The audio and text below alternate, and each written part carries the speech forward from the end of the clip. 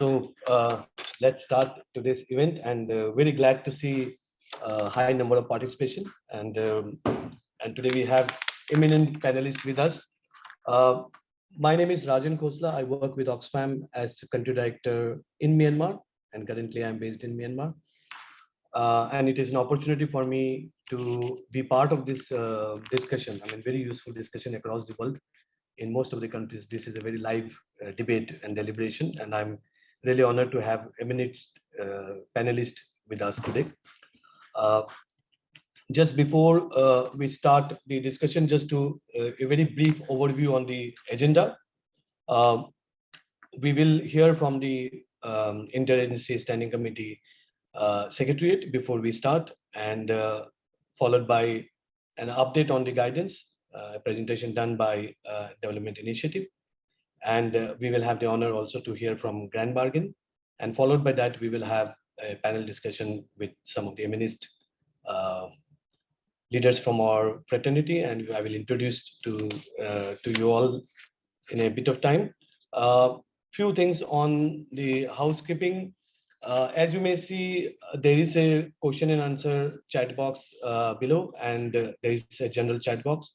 So for all questions, I would really appreciate if you use the question Q&A chat box so that it is easier for us to coordinate. Colleagues from Development Initiative and Oxfam will be moderating the Q&A chat box and sharing those questions. In case the time do not permit and you have an important burning question, please do leave it in a chat box. We will be happy to get back to you on that. And as you know, this event is recorded and it will be made available to all the participants post the event. And also you see a live transcript button at the bottom of your screen, and you can choose on show subtitles for captions. If you need that, kindly do that. And let me now move to the actual session, and I would like to take this opportunity to invite Marwat Shalvia, head of the Interagency Standing Committee, for her opening remarks. Over to you, Marwat. Thank you, Rajan, and good morning, good afternoon, and good evening, colleagues. Really a pleasure to be with you today, and great to also join this distinguished panel to talk about the issue around overhead costs. Thank you for joining today to really celebrate the launch of the guidance, the IASC Guidance on the provision of overhead costs to local and national NGOs. And I really want to start first by extending a sincere appreciation to ODI, Oxfam, UNICEF, and members of the IASC's Results Group 5 on humanitarian financing for delivering this long overdue guidance. And it's clear from the research report on this issue that we are truly far from where we need to be, as practice around providing overhead costs to local and national NGOs still remains inconsistent. Also, as you could see from the research report, not all UN agencies and very few international NGOs and donors have policies in place to support the channeling of overhead costs to local and national NGOs. As an example, some of the statistics around this, out of the 8 UN agencies that are mapped through this research, 4 have policies setting a percentage of the indirect costs that local and national NGOs are eligible to claim. And also out of the 13 international NGOs that are mapped in this research, only 2 have similar policies, although, again, it is understandable that a number of INGOs are in the process of developing these policies. So although we are far from where we need to be, this guidance and the concrete steps that a number of the organizations spearheading efforts in this area is a step truly in the right direction. The guidance offers best practices from a number of UN agencies such as UNICEF, UN Women, IOM, and OCHA's country-based pool funds, from international NGOs such as Christian Aid, CAFOD, and the START Network, as well as from a number of donors, including Denmark, the Netherlands, and the UK, that demonstrate that change is possible. And that's why this webinar, this guidance is truly important, because it's important to share the good practices and the lessons learned around how overhead costs can and is indeed channeled to frontline responders. The guidance also offers some really good recommendations drawn from these best practices to enable a step change in our ability and resolve as a system to channel overhead costs to frontline local organizations. And this is absolutely fundamental, as we would all agree, overhead costs are intrinsic to program delivery. It also has a direct bearing on the quality and effectiveness of the response.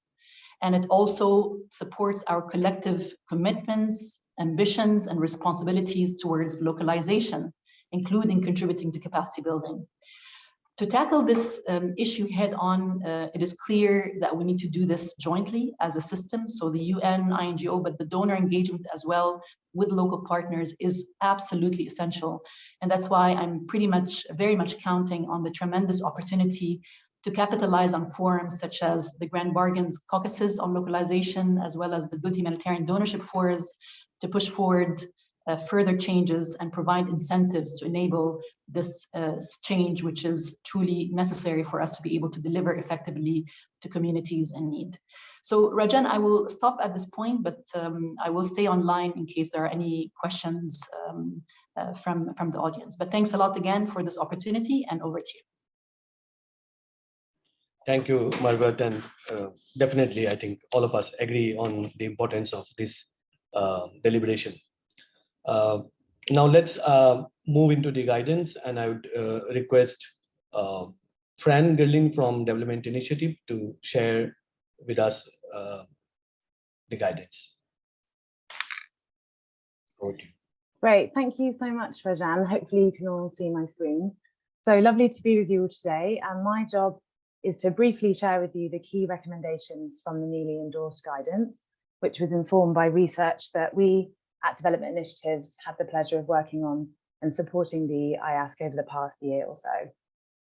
So just before we begin, as I'm aware this might be an unfamiliar topic to some of you at least, what are we actually talking about when we refer to overheads or indirect costs or ICR?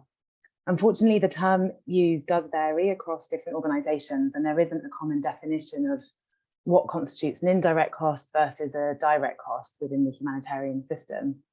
But very simply speaking, we can say that organisations have three different types of costs.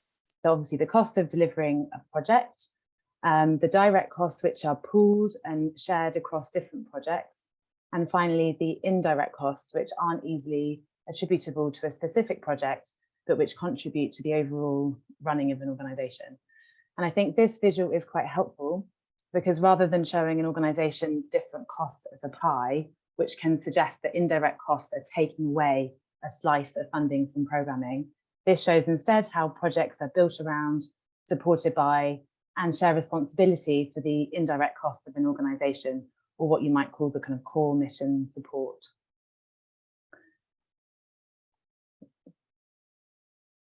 So what is the issue? As we know, local actors receive very little funding directly from donors, just 1.2% in 2021, according to our most recent analysis.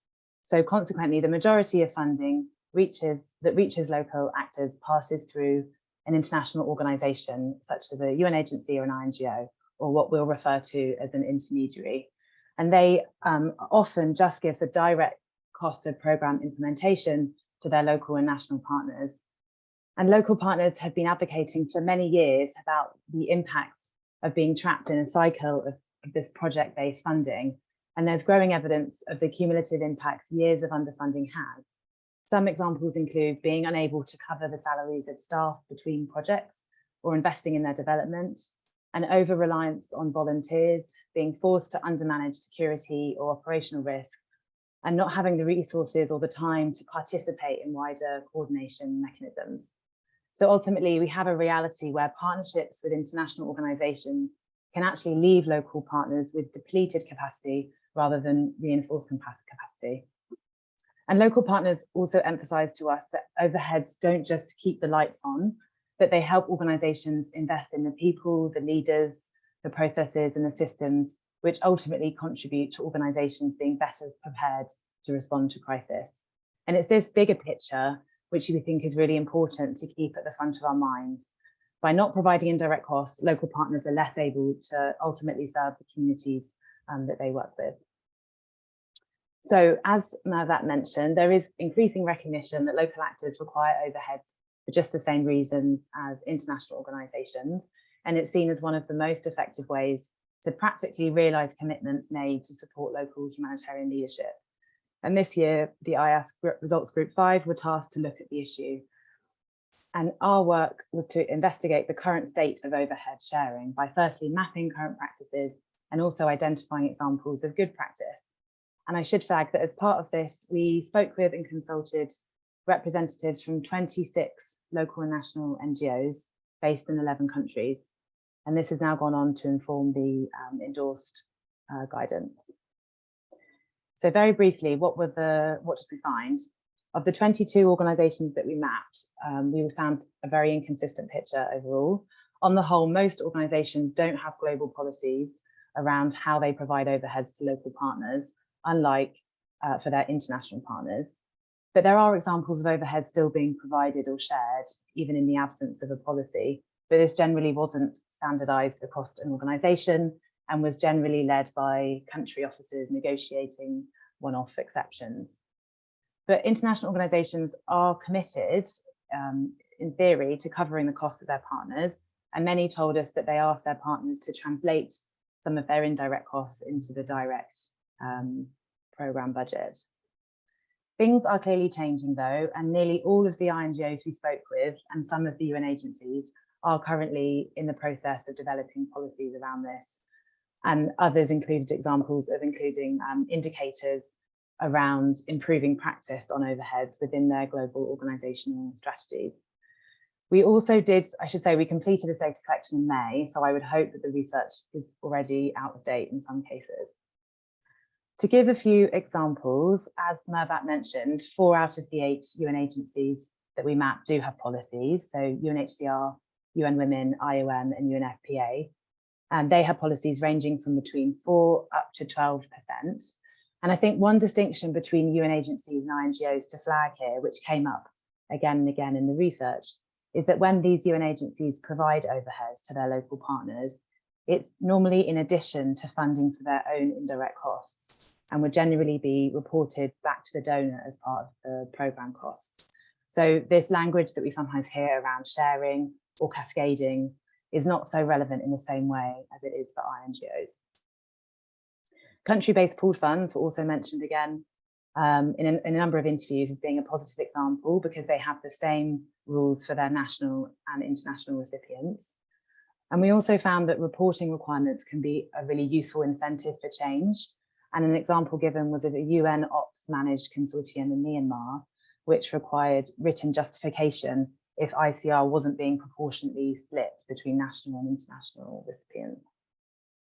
Among the INGOs, 2 out of the 13 mapped did have policies, so Christian Aid and CAFOD, and others didn't have policies but still provided overheads as standard. So for example, Cord Aid and KNH. And others topped up the donor allowance with their own unrestricted income streams. Broadly, we found that progressive practice was led at country level. So for example, Oxfam GB in Myanmar have been sharing ICR as standard for several years. And we found this also drove change at headquarters level. The Start Fund Bangladesh, for example, have had quite progressive practices and have been piloting new initiatives around this, which has led to a global policy being developed or in the process of being developed. From local actors' perspective, they reported having greater success in accessing overheads when there was really strong joint advocacy, where they had a good understanding of what their international partners' localization commitments were, and where they worked together, often in consortiums. And they also reported that there could be a snowball effect. So when they received overheads from one partner, it gave them leverage when negotiating grants elsewhere. Finally, an important but limited factor has been donor kind of incentivizing on this issue. We identified a couple of donor-led initiatives to actually increase the overall level of ICR. So for example, the new DNIDA funding guidelines for Danish CSOs allows 7% plus an additional 7% specifically for local sub-granted partners. And FCDO's Rapid Response Facility, its allocation to the COVID-19 response included additional funding for local partners, which they termed localization support and administrational costs. So speaking with local partners about examples where they were able to access overheads, 3 kind of key priorities emerged. Firstly, that the characteristics of how overhead funding is provided is really important. So overhead funding needs to be provided as unrestricted funding that's not part of the full project audit and which is not time bound. And that's both a point of principle that they should receive overheads in just the same way as international organisations, but also a matter of effectiveness, because it's the value of overheads is in the fact that obviously it's unrestricted, meaning they can use it for their own priorities and to cover unforeseen expenses. Secondly, the provision of overheads shouldn't undermine or squeeze the direct project costs, so that they don't need to use the overhead to plug gaps in programme budgets, but they can actually use it to strengthen and develop their institution. And having really clear definitions of what is included as a direct cost and an indirect cost is really important here. Finally, examples of good practice included partnerships with international organisations where there was clear transparency around the overall budget, around who the back donor was, and around what the total overhead available was, and where partners had really clear and consistent policies so that local actors could properly budget and properly plan. So my final slide, again, indirect costs recovery is generally a really complex issue, and the conversations that we had in this research around changing current practice did tend to open up a wider debate around the true costs of humanitarian programming and the extent to whether those are actually being met. And the study identified a number of barriers to change. For example, concerns around the potential financial implications, the regulatory challenges, issues around risk, and so on. But I think a really key takeaway is that these complexities can't overshadow the fundamental core of this issue, which is ultimately about enabling more effective locally led humanitarian response. So to quickly summarise the guidance, it does acknowledge that UN agencies and INGOs define, access and manage indirect costs in very different ways. So it is designed to be broad enough to provide overall guidance for a range of different organisations.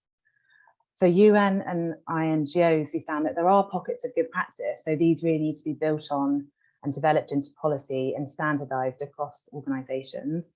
And the guidance provides kind of more concrete ideas on what these policies could include. We found that internal champions are really important, and acknowledging that this can be a tricky issue, UN agencies and INGOs need to prioritise building organisation buy-in to this issue across different departments, as well as with senior leadership. And they also need to start conversations with their donors, both to provide a platform for local partners, but also to be honest about the challenges they might face in changing their practice. The guidance also identified some key advocacy asks to donors, including identifying this issue as a priority and the need for collective donor action.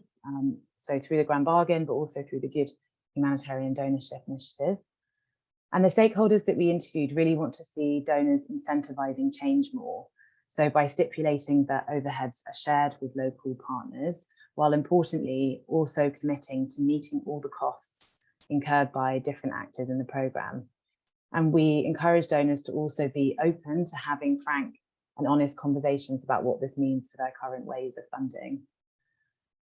At the system-wide level, a clear technical barrier which came up in nearly every conversation that we had was around the lack of common cost classifications and transparency around where different costs lie, which has generally meant that overall lower overheads are seen as somehow better, which can perhaps be quite an unhelpful mindset. So having a shared understanding of what counts as an indirect or a direct cost is the first step towards having more transparent conversations about an organisation's true cost. Finally, the guidance calls on all actors to publicise their engagement on this issue to build momentum gaining around the topic. So I'll end there. I'll just end by saying that locally led leadership is obviously much more than overhead funding, but this is a concrete and important step to redressing some of the inequalities in the funding system and supporting more effective action. And I look forward to the panel conversation. Back to you, Rajan. Thank you, Frank, and yeah, very happy to see that there are learnings within the ecosystem, and as you said, it may not be very easy for policy reasons, but definitely we can learn from each other and see how this can be, effectively managed within the donor and INGOs community. Now I take the opportunity to invite Jan Eglen, eminent person of the Grand Bargain Initiative, to share his remark and views. Over to you, Jan. Thank you very much, Rajan, and a million thanks to those who have made this step forward possible. It's Oxfam, it's UNICEF, it's development initiatives, and I'm very glad that the IASC has adopted this guideline, which I agree 100% with.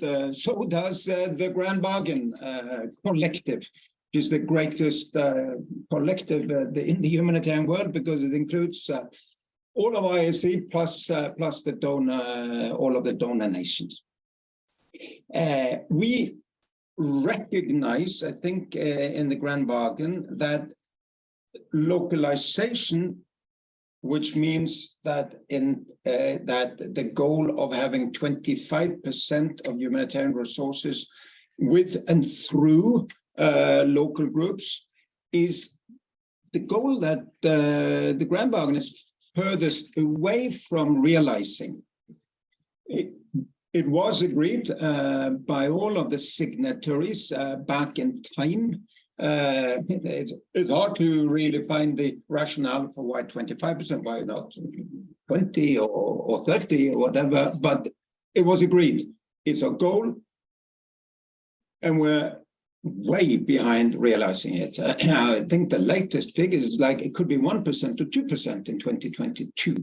Although I saw, Fran, one of the issues that is important here is to really have real data and documentation available, because we really don't know how much of the funding goes with and through local groups.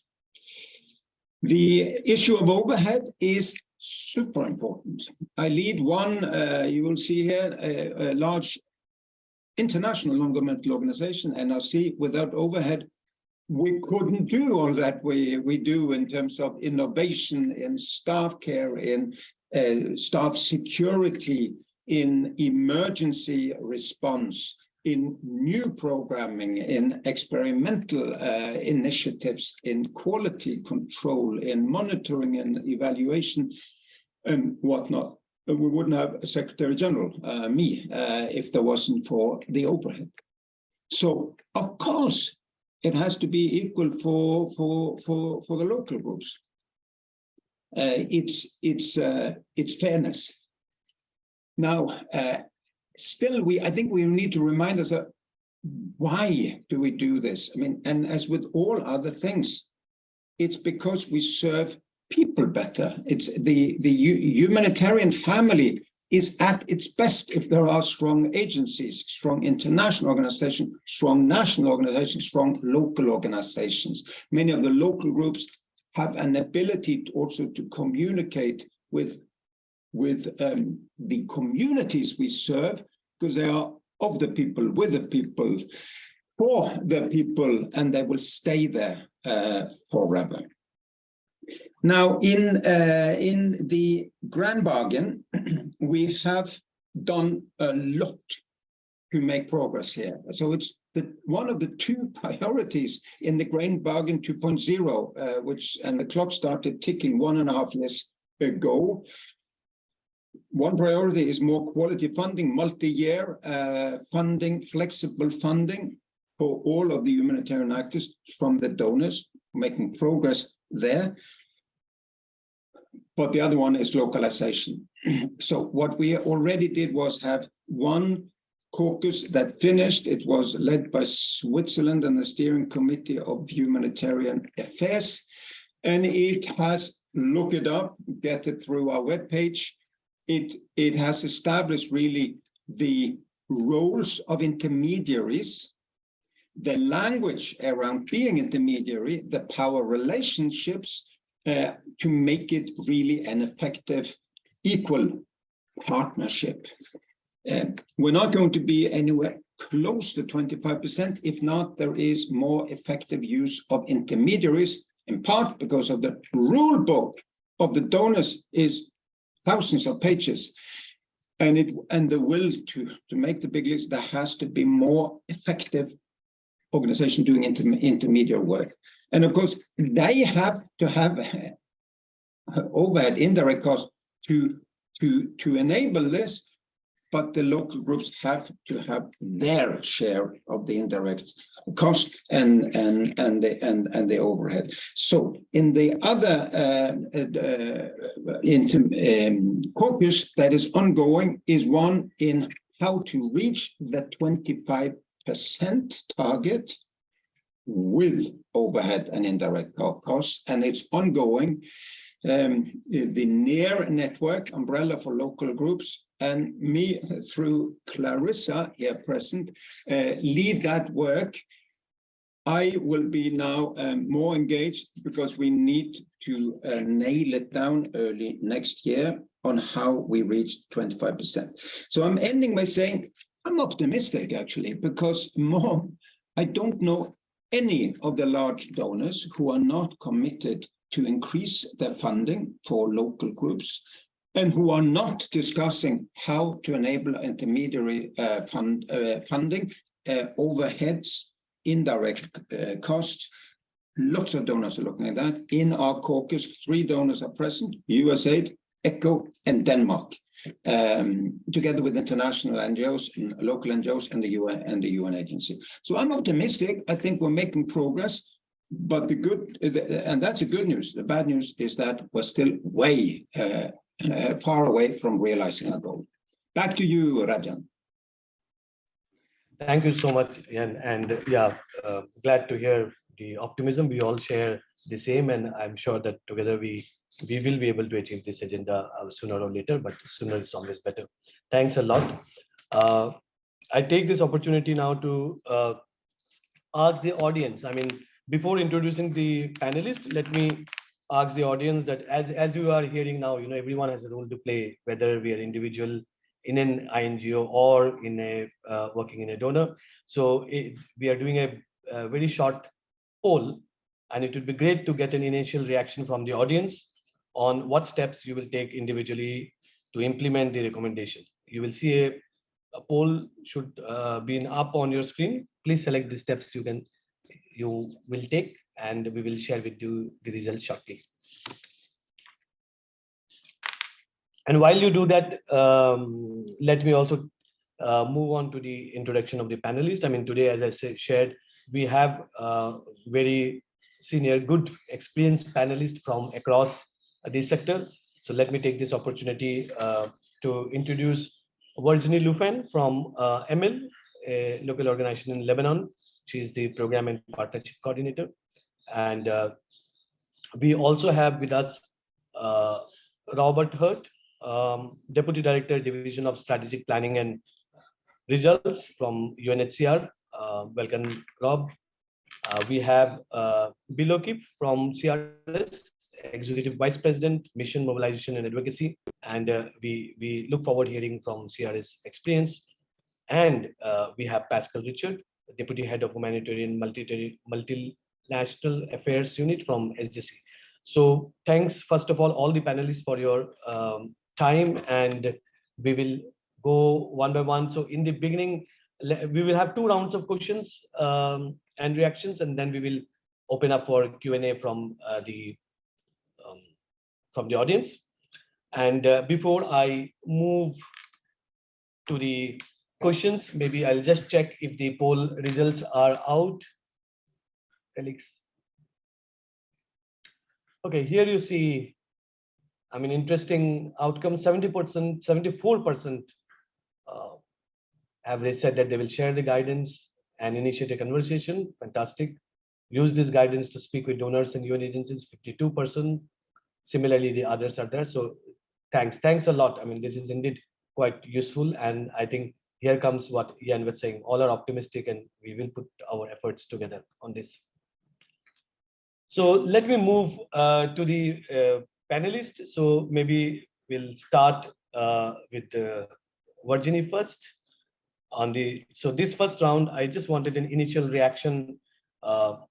If you can share your reflections on the guidance and the importance of the issue from your perspective, from your organization's perspective, and any remark on this guidance you have to, Virginie. Yes, thank you very much, Rajan. So first, let me say that this guidance, but as well today's webinar, are real occasions for us, local and national actors, to change the narrative. Overheads are not an issue. They are part of the localization enabling factors. They are solutions, in fact. So we have to highlight them in terms of opportunities. And I would like as well to be optimistic in there when it comes to those opportunities. They are not only the solution, they are not the only solution to reshare the power within the system, but they are a clear contribution towards more equity and more accountability. Now, in practice, why is it important for my organization, Amel, which is based in Lebanon, where clearly from now on, it's not going to be anymore when I'm discussing with a donor or with a partner, well, I heard that this other donor is doing things this way, so you should be doing the same. I will have this guidance. I will have evidence with the research as well to influence my budget negotiation.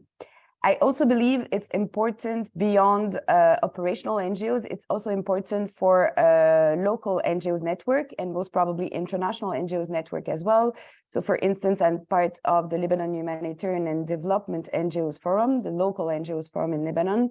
And I already know that we will be using this guidance and we'll be using as well the evidence of the research to advocate with the donors in country, with the partners in country to correct their practices, but as well for them to influence their HQ in changing their policy. I also particularly appreciate this guidance because it is informed by inputs of a wide range of agencies and also the first agencies who are currently not particularly benefiting from those overhead, and those are the local and the national NGOs. I think it is important because it clearly spells out that we have the right to this equitable and to this fair approach towards overhead costs, and that even though currently it is not implemented in the same way by all actors, it is happening and it is possible. However, and I'd like to end there for this specific point, I think that this is one of the many steps that we have to implement when it comes to actual localization and actual resharing of the power. Definitely, we also have to work towards the implementation of the principles of partnership. We also have to make sure that we have more quality funding, more multi-year funding. So this guidance is important, but it cannot be taken as a standalone tool. We also have to work on various other dimensions of the system. Thank you. Great, thank you, Virginie. Very important point raised. I move to Rob from UNHCR. Can you share your reflection on the guidance and the importance of the issue from your perspective? And also, if you can also briefly share about your organization, how they are planning to implement or work on this. Over to you, Rob. Thanks, Rajan. And I do very much appreciate the words of Virginia just now. And actually, I've adjusted what I was going to say based upon what she had said.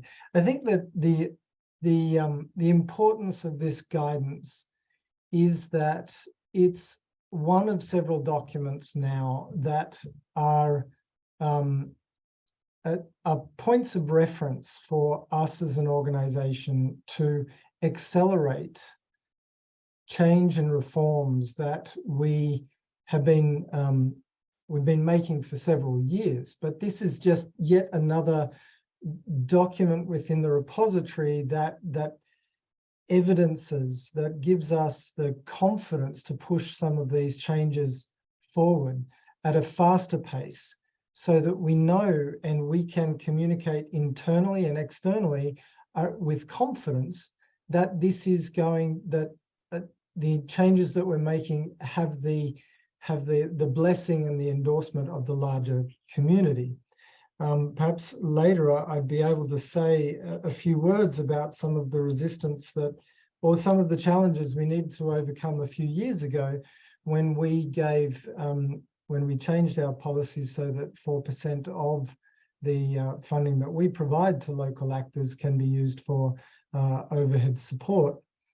And the fact that this guidance comes out gives us just the added opportunity to increase that amount, but also to implement other elements of our reforms that relate to localization. I think the point that Virginia just mentioned that really struck me was power. We have to reduce the power differential that exists between international and local actors by giving support to overhead costs and to them as institutions, as structures, as actors, to make them more powerful in their advocacy and their ability to operate. I think it's really, really key. I will stop in a second because you just wanted a couple of brief remarks, but I think that it's very important that we appreciate that when it comes to, for example, scoring us on whether we give 4% or 7% or whatever it may be of funding to overhead costs, it's built on the assumption that we already have a partnership. What we need to do is break down barriers that currently exist to the most local and community-based organizations to actually be eligible for and get partnerships with us in the first place. And that's where we are, particularly as an organization, particularly interested in the obstacles that organizations led by refugees, displaced persons, or stateless persons have to be eligible for funding within this sector. So thanks for this opportunity. Delighted to be on this panel and looking forward to the further conversation. Thank you. Thanks, Rob. And we will come back to you in the second round. Interesting points. I'll move to Bill O'Keefe from CRS to share your initial reflections on the guidance and the importance of this issue in your organization. And also if you can briefly share if you are working on implementing some of this. Great. Thanks so much, Rajan, and thanks everybody. This is a really exciting opportunity for CRS because as Rob and Virginia have started to say, the question of overheads is really where the rubber hits the road in terms of localization. And it does have to do with power. There's a saying that he who has the gold rules, and the basic meaning of that is that if someone is controlling the money, then they're controlling the dynamic. And so in rebalancing our system towards more local control, which we all have agreed to, the sharing of money is really a critical component. Partners and donors are also asking increasingly for this. And as evidence, I want to point to USAID's Bureau of Humanitarian Affairs' recent localization of humanitarian response policy as an example that drives towards more equitable and sustainable response. And so all of us are seeing within the entire system a greater attention and focus on this.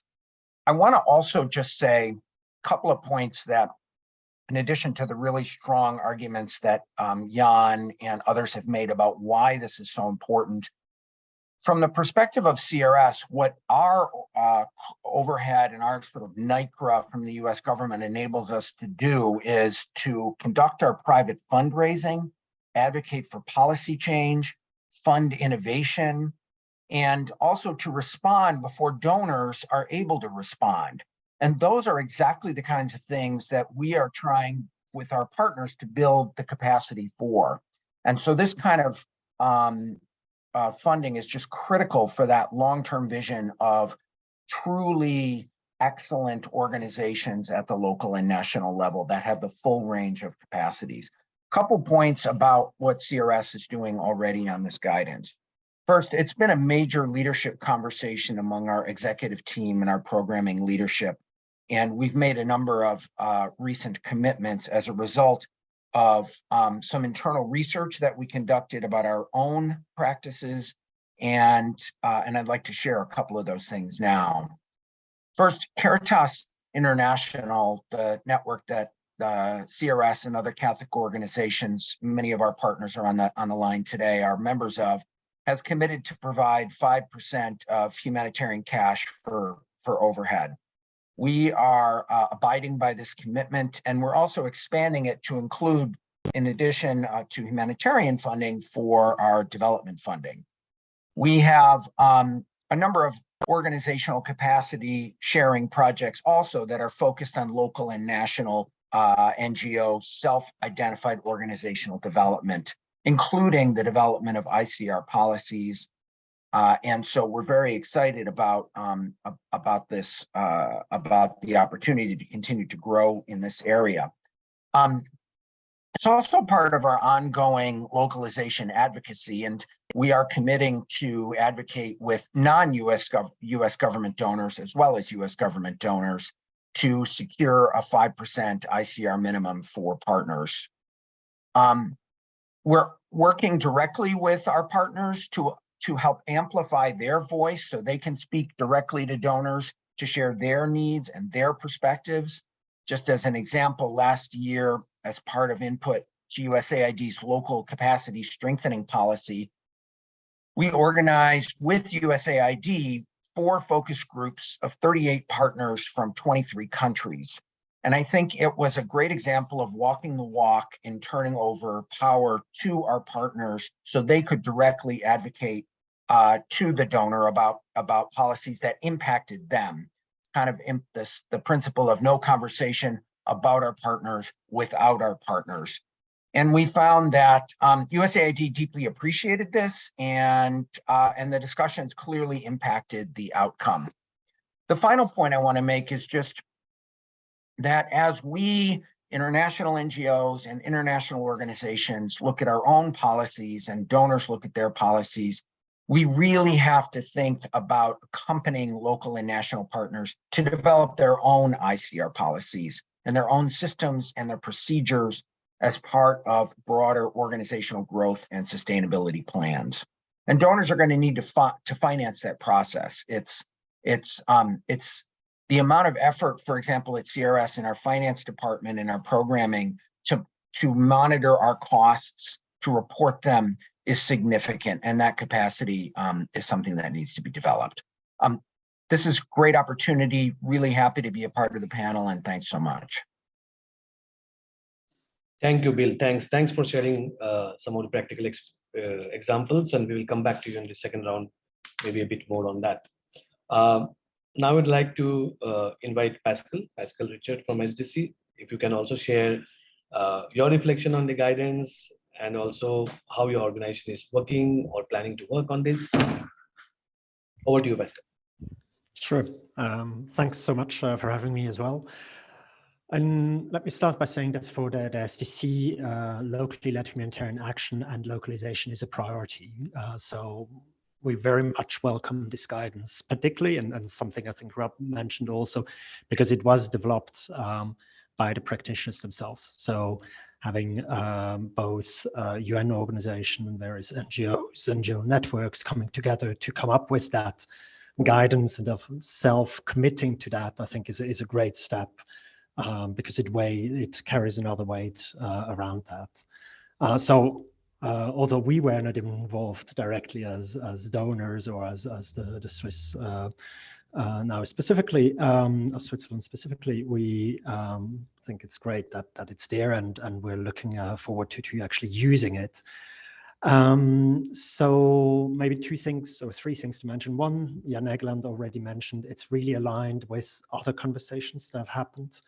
One where we were involved in the Grand Bargain and is the caucus on the role of intermediaries, where we basically reaffirmed the same as what stands in the guidance of the need to really have overhead and costs covered for all the actors in the humanitarian assistance. And on the other hand, now that this guidance is there and aligned with what was agreed in the Grand Bargain as well, we're looking at really using it practically in at least two ways. First, as the research showed, Switzerland is no difference. There is practice, but there isn't necessarily a coherence across all of the SDC. So we're looking at reviewing our own processes to ensure that overhead costs are covered adequately across our support.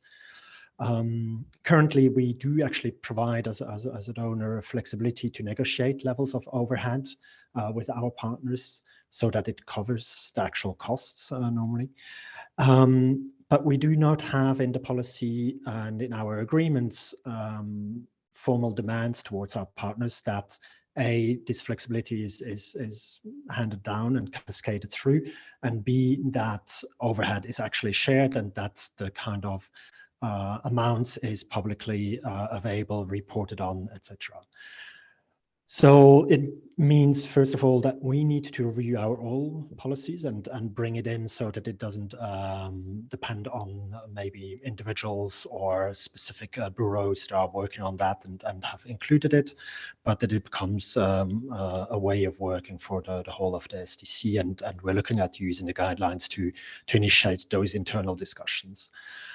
The second one is really aligned to one of the recommendations that was put forward is, as donors, we have a possibility, as Bill mentioned as well, since we have availability of the funding to incentivize change.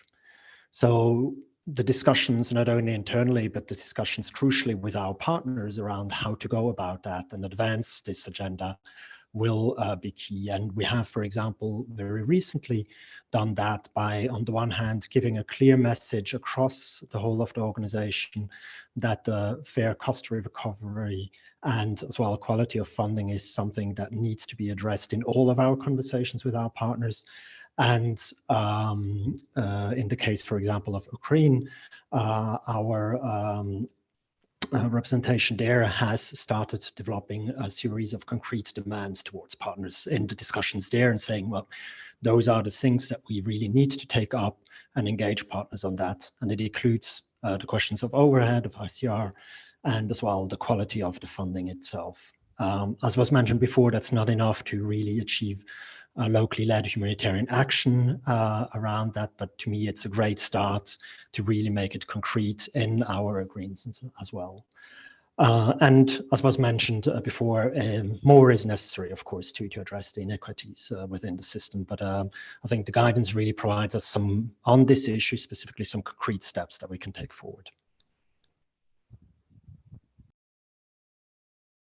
Thank you. Thanks, Pascal. So, I mean, 4 different stakeholders, donors, local organization, UN, and INGO, and very good to see that, there is a very strong agreement on this is needed. This is something which is needed and strong willingness to take this forward. Maybe I'll move to my next question for Robert. Rob, 2 questions I'll ask together. I mean, I was quite interested to hear what you were saying in the first round. UNHCR changed its policy in 2019, you said, to provide 4% indirect cost to local and national partners and 7% to international partners. Can you explain a bit on how has this affected both your business model and your relationship with local partners? And maybe the second one is also related to it, that what do you think other UN agencies can learn from UNHCR experience of changing the policy? And maybe a bit, if you can share what were the challenges UNHCR have gone through, so that it can also provide some insight to other donors as well, UN agencies also. Thank you. Thanks, Rajan. So I don't want to speak for too long on this. There's a lot that I could say in response to your questions.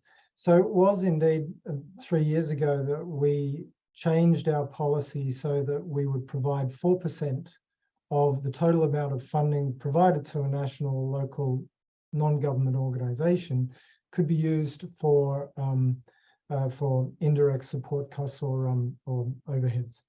Now, at the time, the concern was that if we did this, then that would mean that there would be roughly $24 million every year that would go towards the overheads of partners that would otherwise go to refugees, stateless, or internally displaced persons. Now, of course, that was the concern at the time. Now, in order to address that concern, we were able to rationalize this internally and externally by referencing the fact that partners need to, increasingly these days, assure others that they are managing the risk of whether it's fraud or corruption or exploitation or whatever it may be. So the regulatory oversight requirements of the overall community were increasing. And so one response was to provide a percentage of funding to ensure that the organization that we are providing funding to could build that capacity.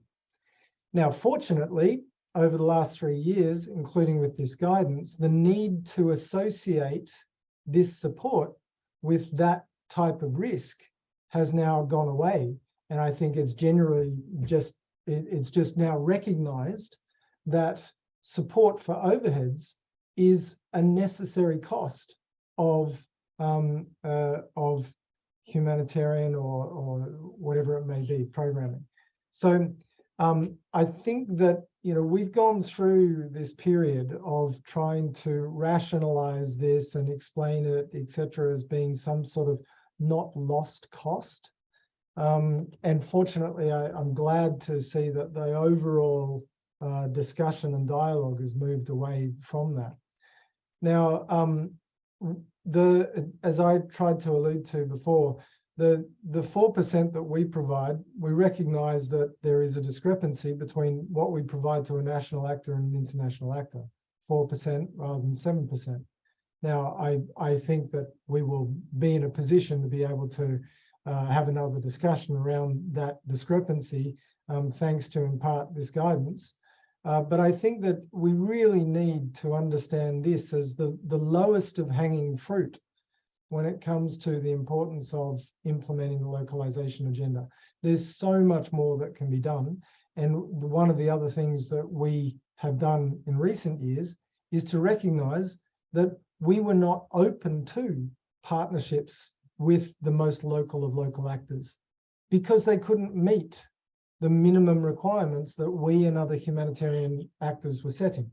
So we now provide a mechanism for small-scale grants to organizations who would otherwise not meet those requirements. And these grants are really 100% focused on helping an organization build some level of capacity that it believes it lacks to become competitive. So I think we've got to see the bigger picture and how we all can do a better job of implementing the localization agenda. Apologies if I spoke for too long, Rajan. Thanks, Rob. Quite useful. And maybe a very briefly, what do you think other UN agencies can learn from UNHCR? Well, it's always difficult to generalize. I think that the UN system has a broad range. You've got the entirely developmental actors on one hand, you've got the humanitarian actors on the other. Some of us are implementing programs on the ground and some are just administering grants. Like, for example, OCHA country-based pooled fund has a very different business model to UNHCR. So it's difficult to generalize. Just to say that I think that many other UN sisters are genuinely looking at this and seeing how they can implement at least what we have been able to implement. And I think that we will see, especially with this guidance, some changes coming forward. Great, thanks, Rob. So next, Virginie, for you. As a local organization, can you give some examples of the impact that receiving indirect cost consistently as a part of the project budget has on local organizations? And also maybe a quick remark or view on what do you think about INGOs and UN agencies asking for donor policies to change before they change theirs? Do you like to comment on that? Over to you. Thanks, Rajan. Thank you. So when it comes to example, there are indeed as many examples as there are organizations. So I'll try to provide some examples that revolve around building the coordination and building technical capacities of the organization. And with some very practical examples. So for instance, at Amel, it's thanks to the overhead costs that we were able to express our interest to be one of the first national NGOs in Lebanon who's co-coordinating, co-leading a sector, a cluster, the health sector in country. Because we had this flexibility in terms of funding, we were able to identify someone, to recruit this person, and to position ourselves.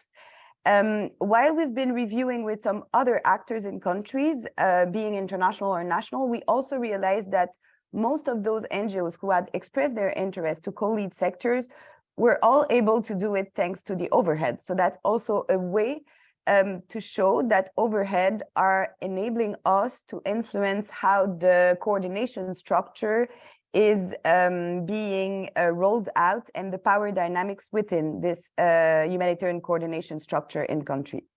Another example is also how overhead enabled us to be eligible to some bigger grants, because we all know that it's not only about policies and their implementation when it comes to procurement, when it comes to safeguarding, when it comes to counterterrorism, it's also about the resources, the human resources who are going to implement those policies.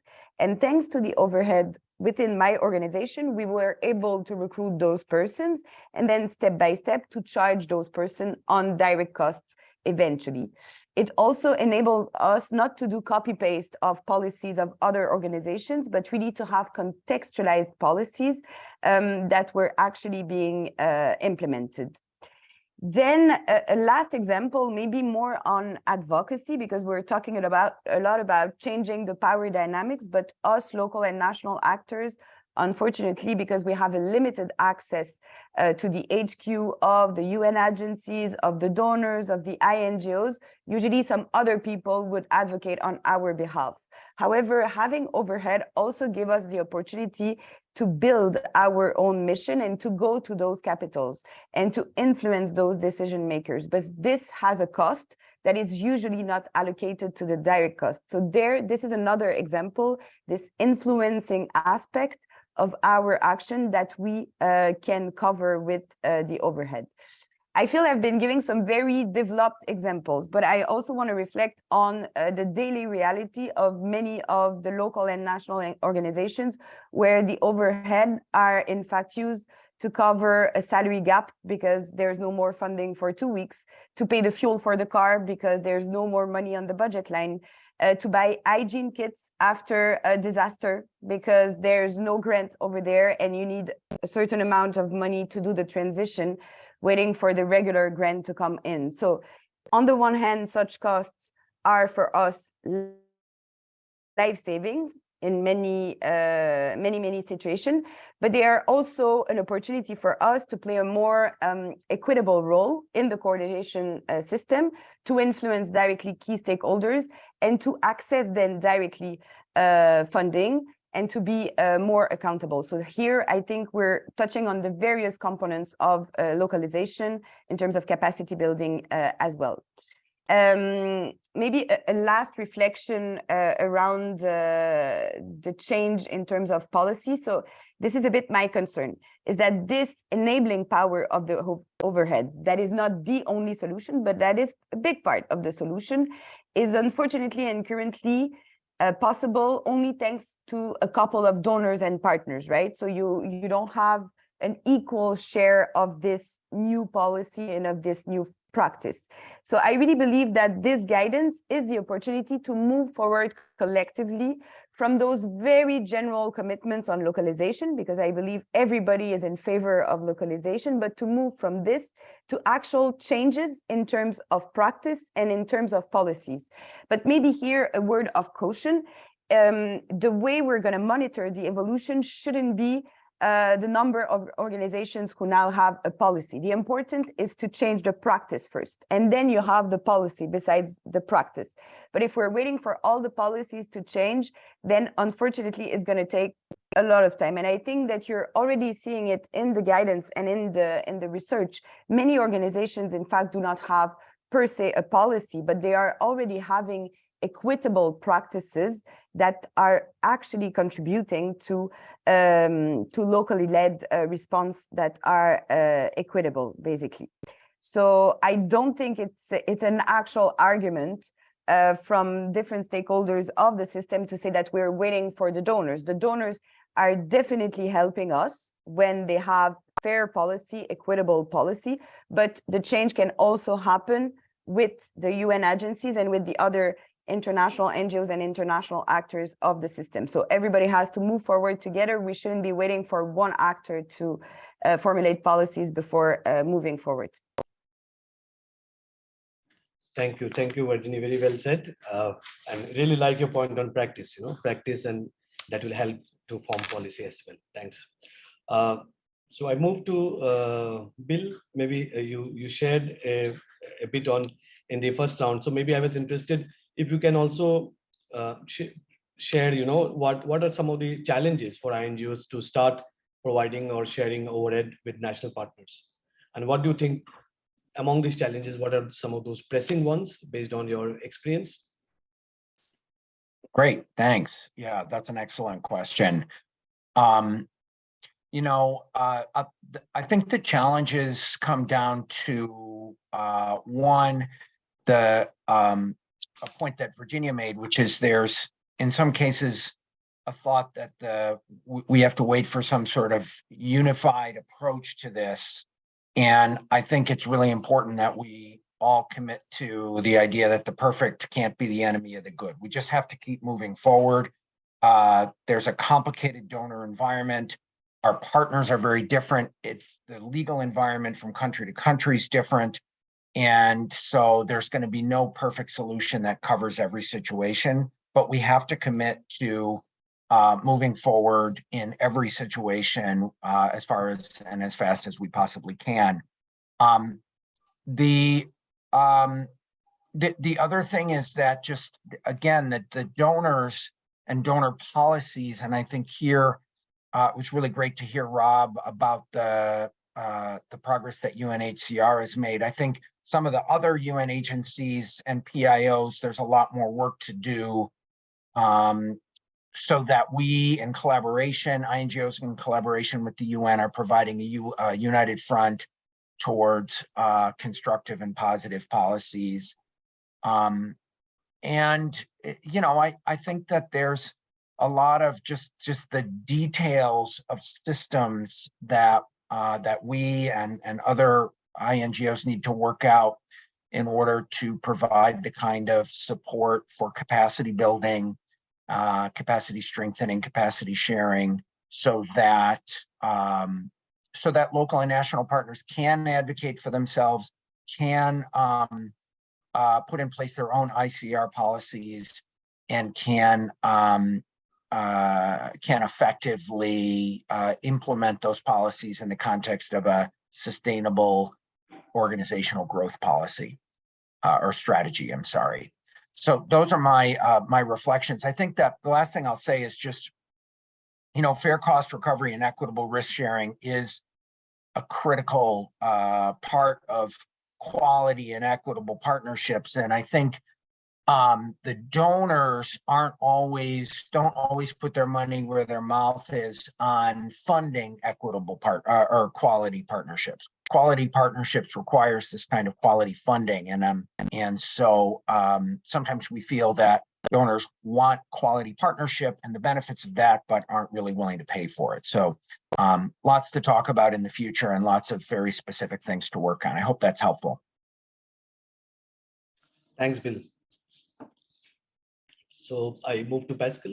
I mean, you spoke about incentive change, in the first round. Maybe I'll take it forward on that, and maybe what are some of the barriers donors and the wider system face in terms of ensuring local actors receive overhead funding, and if you can also share, how do you think donors can overcome some of these barriers?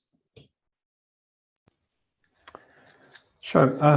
In terms of barriers, I think donors face some of the similar issues that have been described from the other actors in the humanitarian chain. Is one, we need the support from those that as well we are accountable to, so from our oversight bodies. Having, for example, in the Swiss case, the support from Parliament will be essential in some cases. And that's sometimes where the political realities and environment might question some of that. So as was mentioned by Rob in another case, okay, so what is overhead good for? So we need to be really clear around how we argue for the required overhead. And I think Virginie made the point very clearly as well, but that is one of the barriers that we face at times is how to really explain that well. And as well, then in some instances, there are cases then of where as well intermediaries might be seen as expensive go-betweens by parliamentarians. So it might be as well a push for donors to move on if, I don't know, a news of particularly lush places to hold meetings or other things that will make newspapers also. So that's one aspect. The other one I think is if we look internally again, I mentioned it a little bit already, is our practice and our policies. So fully agree, the practice primes. I think we've seen great places where it's taken shape, but it's not consistent across the board. So we do need to look at our policies and look what is limiting us, what are the rules and regulations that make it difficult, maybe for currently the intermediaries that we would fund in terms of how they can fully play their role as good intermediaries also. But there again, I would say practice trumps policies, and I'd say from a donor point of view, the intermediaries can come up to us, the point that you ask, so why isn't it happening already? I mean, if all of us on the panel are agreeing that it should happen, why isn't it happening more? And to me, so the points around policies can limit us, but I think it's there are ways to deal with that as well. So yeah, to me, those I do see two internal and from oversight. On the other one, if I look at us as a system more broadly, is the kind of exchanges we have now or that take place in the Grand Bargain, for example, I think, which is a great space which brings everyone together. We need to really use them also really critically as a critical space for engagement to move those things forward, taking into consideration our limitations as well. But I feel we need to reinvigorate some of those for us even and use them to do the best of their ability. And there, I think maybe the our own organizational interests at times do trump our common interests. Great, thanks a lot, Pascal. So thanks all panelists. I was looking at the questions from the audience, and I see that very interesting questions, and there are lots of questions there. I'll try to pick a few for the panelists. So maybe I'll pick up there for Rob.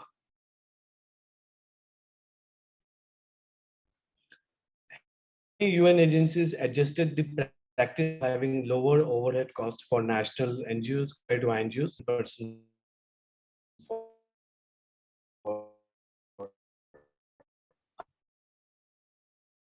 Are there any efforts to address this practice of discrimination? Sorry, Rajan, you were cutting in and out for me, but I believe that if I'm not mistaken, the question is about the discrepancy between the percentages that are provided to international actors as opposed to national actors. It's a very valid question, and we need to look into that. But I do, well, I should probably just stop by saying, yes, it's a very valid question, and it's appropriate that it be pointed out. I would only ask that we not just stop questioning the practices of the whole humanitarian community when it comes to other aspects of financial practices in relation to local partners, but also the non-financial, the extent to which organizations are supporting in forms of advocacy or amplification of messages or protection or overcoming legal obstacles or barriers, or to create through more in-kind contributions, whether it's support to growth on IT services or literacy or whatever it may be.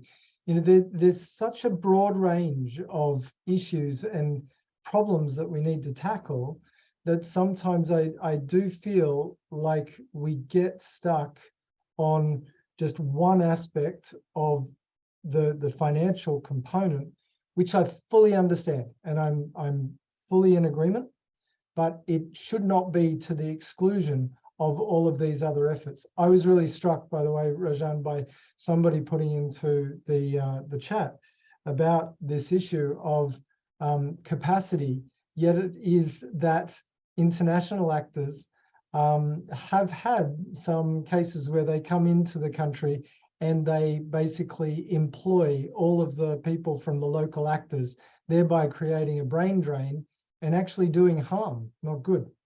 So I think that there's a lot of things that we need to unpack.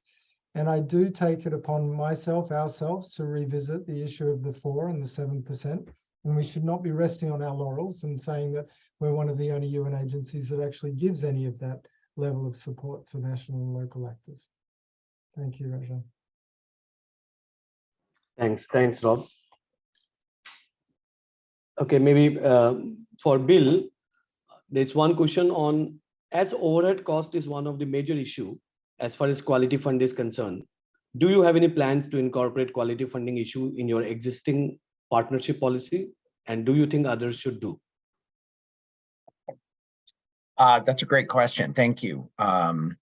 So right now we don't have detailed enough quality funding policy in place, but that is exactly the kind of thing that we are discussing, because I think that and the sum of kind of what I referred to earlier are commitments within the Caritas structure, and also to meet the minimum that USAID has determined, I think are really important first steps towards building, towards answering this question and being able to provide quality funding. I gave some examples too, and to have a consistent and clear policy around quality funding. I gave some examples too of our Empower project and also our All Right initiative, which are efforts across our system to provide quality funding to address a host of partner identified, self-identified needs, which I think is a key element of what quality funding is. Quality funding is from the perspective of the partner, not from the perspective of the donor or intermediary. And so that's what these really substantial system-wide programs that we have implemented already are aiming for. But there is more to be done, and I think the challenge of having a consistent, clear policy is something that we're still working on. Thank you, Bill. Can I come back to you, Pascal, on this? There is no provision of overhead cost in most of the UN agencies. In this regard, how can donors change UN agencies' policies and practices? And I see two ways. I mean, the thing from UN agencies, it's all of ours as member states. I mean, we've co-created them. We are, let's say, co-shareholders in them. So it's our system on the one hand. So one aspect is to have the conversations and support in instances like what Rob described, when there are discussions within an agency to engage and support those steps that are being taken. And on the other hand, we're of course as well some of the funders of those UN agencies, and that gives an additional leverage there to actually engage in those discussions both at headquarter at country level. And there I've seen different responses. I think there are people within the UN system which are really trying to push things forward. The country-based pooled funds have been mentioned, and their examples have been as well mentioned where there were discussions between different UN agencies where the country-based pooled fund manager really pushed for the overhead to be shared, and it was finally agreed despite overall policies at headquarters levels. So I see it both, let's say, as a co-funder of the UN, as well as a, let's say, a shareholder, and us, the UN being as well us, as two of the main ways to engage in that. And for us, now speaking from a Swiss perspective, specifically, the issue of both overhead and the quantity of overhead, but as well the quality funding will remain on our agenda. And maybe there, just one last point to say, it's not only for us to provide that quality funding then to intermediaries, but to as well ensure that this is actually passed through, because I think in various instances, for example, Switzerland is already providing quality funding, and that is not necessarily passed through, or we don't have the data and the overview really of what happens further down the lane. And that's an issue as well, the lack of evidence around that. Great, thank you so much, Pascal. Maybe this one, Virginie, I can ask you to respond to this. Since about 1 year, all actors are working on localization, but with minimum impact. Is there indicators for improvement of localization, especially sustainability issue in conflict areas?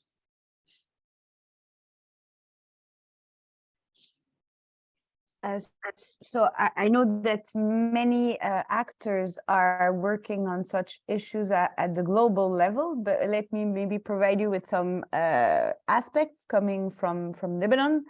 We do see more sustainability. I mean, we do see it not only in terms of, I think, unfortunately, and very often sustainability is only being seen in terms of this organization is able to reach out to some more individual in needs. This organization is able to secure additional amounts in terms of funding, but we do see it as well in terms of quality and effectiveness of the implementation, this sustainability. I'm going to take for you the example of the latest vaccination campaign in country for cholera. 50% of the partners are national partners. You would have had the exact same thing 5 years ago in Lebanon. There wouldn't have been any kind of national NGOs involved. It would have only been run by international NGOs. This is really based on the sustainability of those actors.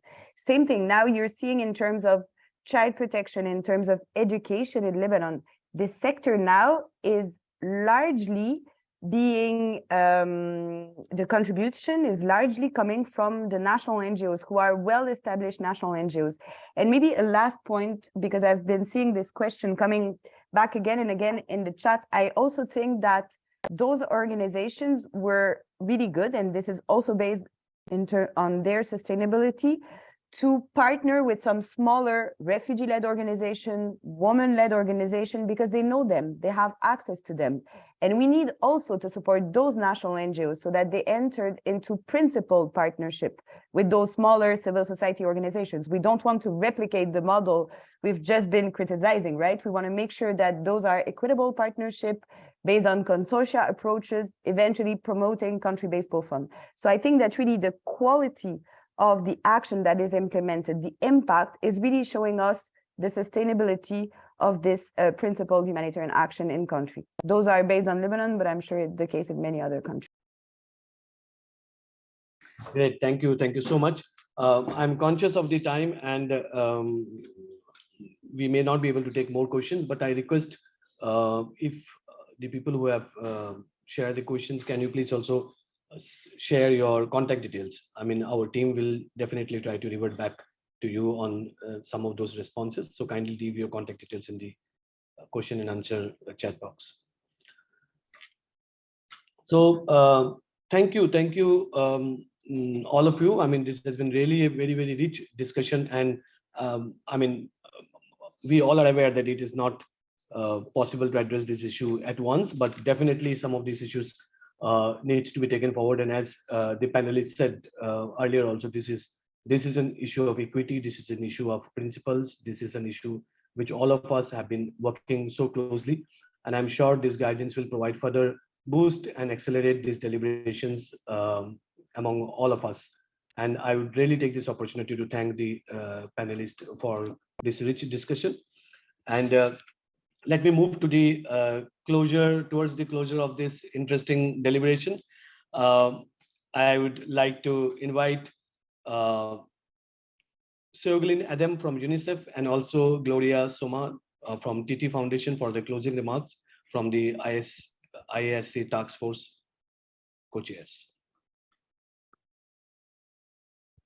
Thank you, Rajan. And it seems my video is not working. I hope you hear me as well, nevertheless. Yes. Apologize for that, but thanks a lot. And it's really, really encouraging to see on today's panel such a great representation of our humanitarian community with colleagues from the Grand Bargain, the IASC, local NGOs, donors, UN and INGOs.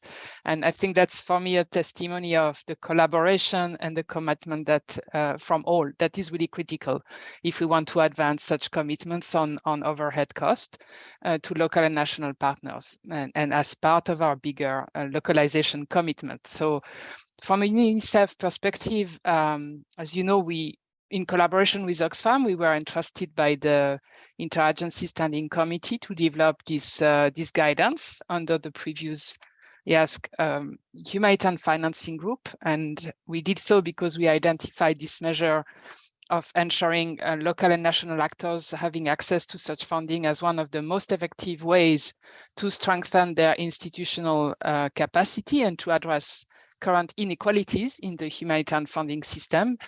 We have partnered with Development Initiative to support this work, and I'm pleased to say that we will be continuing that partnership in the coming years, so that will help us collectively to continue work on this and make progress together, having this great support. So as UNICEF, you know that we've made commitments and we've acted on them to advance the actions that are captured in the guidance.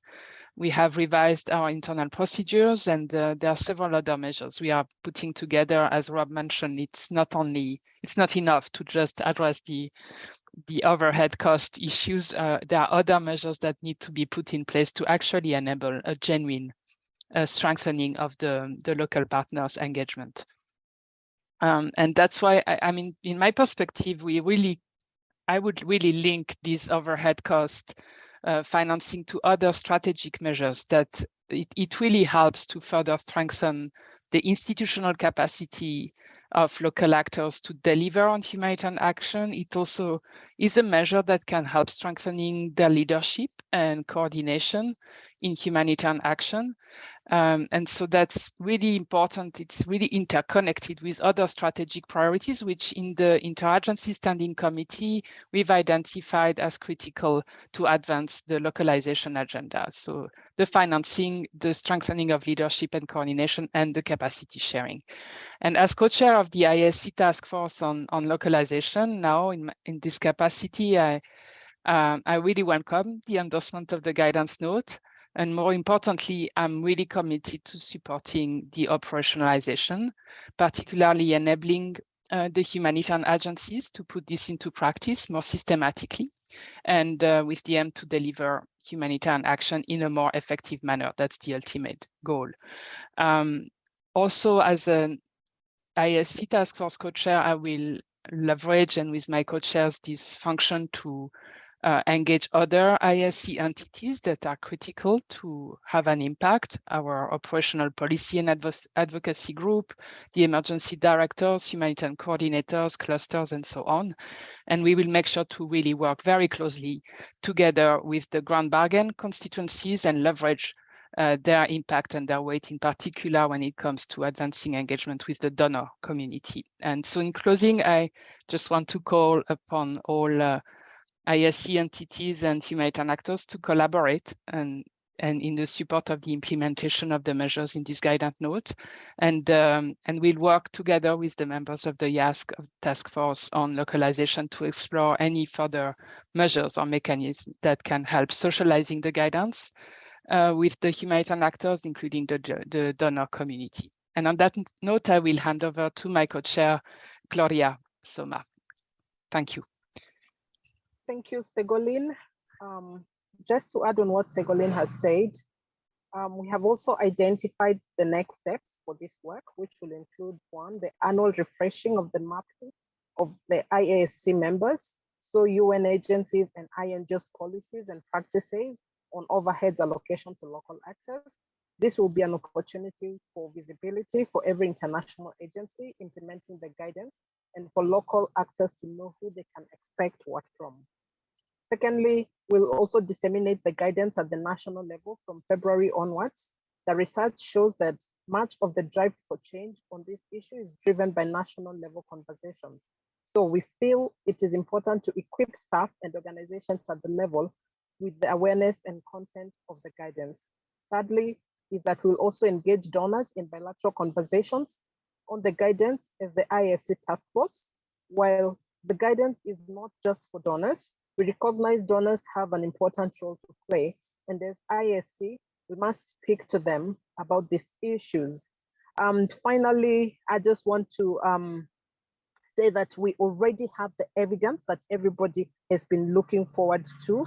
And I think at this point, it is time for us to start walking the talk. It's time for implementation. If we want sustainability for local organizations, effective and efficient work to happen at the forefront of all interventions, I think it's time for us to start acting on the overhead conversation. Thank you so much. And over to you. Thank you, Ségolène and Gloria for the concluding remarks. And I know that we have exceeded 2 minutes, so we will not go again. I will not do any closing further. It has already been closed. But yes, I would like really to thank all the participants and audience. I mean, this has been excellent participation from all of you, and some of those questions have been really very insightful, and we will try to revert back on those. Thank you very much. I mean, this is a topic where all of us needs to be engaged, irrespective of the fact that we know there are a lot of challenges for INGOs, donors, local partners, but I think together the intention has to be strong, the commitment has to be strong, and I am sure that together we will be able to move ahead on this. And this journey would continue. And thanks everyone, and thanks for being here and for all this deliberation and discussion. Thank you all.